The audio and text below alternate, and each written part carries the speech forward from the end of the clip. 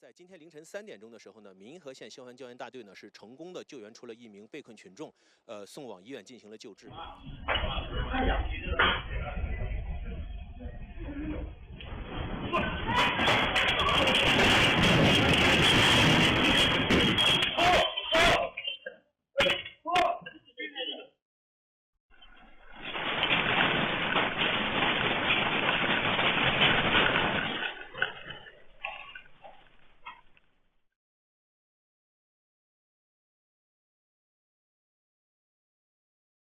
这个消除这个隐患之后呢，从今天凌晨的20时45分开始呢，这个停运的客货列车。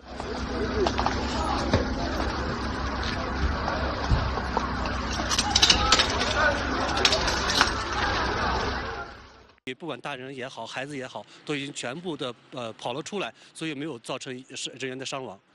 那么，其实，在整个今天，还凉了吗？我不知道。